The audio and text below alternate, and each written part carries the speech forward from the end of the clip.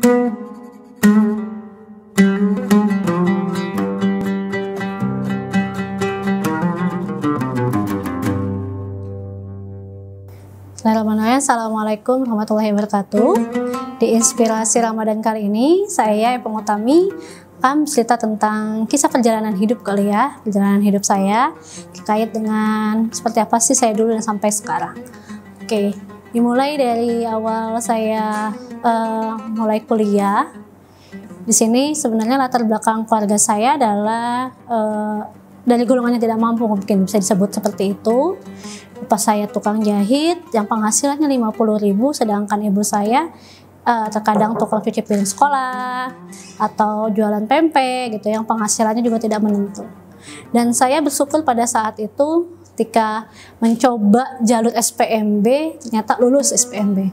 Tapi berbeda dengan orang lain kali ya, karena memang pada saat itu mencoba-coba tapi ternyata qadarullohnya lulus gitu. Dan ini justru malah jadi tambah membuat bingung, terutama ayah saya. Ayah saya ini sebenarnya bukan tidak mau menguliahkan saya, tapi saya tahu banget karena harapan yang saya taruh kepada orang tua saya ini akhirnya justru membuat beliau menjadi bertambah sedih gitu ya, beban, karena nggak tahu harus membayar kuliah dari mana.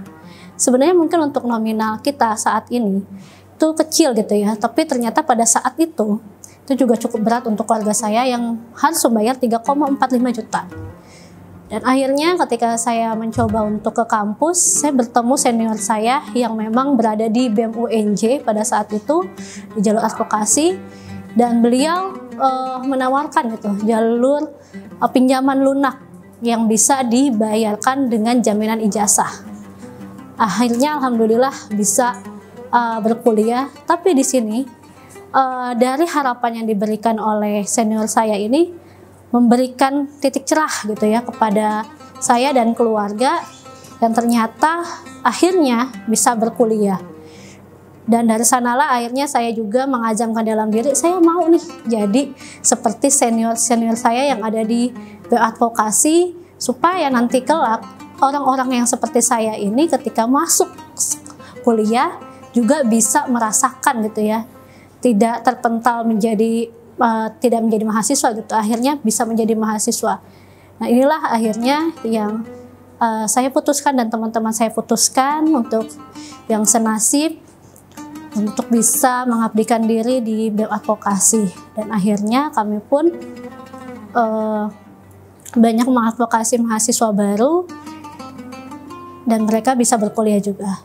Di sini yang ingin saya sampaikan bahwa mungkin hal kecil bagi orang lain, tapi buat orang lainnya itu menjadi hal besar, dan itu menjadi hal yang tidak mungkin untuk dilakukan.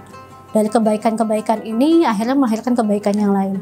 Semoga dari inspirasi Ramadan hari ini, yuk kita lakukan kebaikan sekecil apapun. Semoga itu bisa menjadi harapan yang besar bagi orang lain. Terima kasih.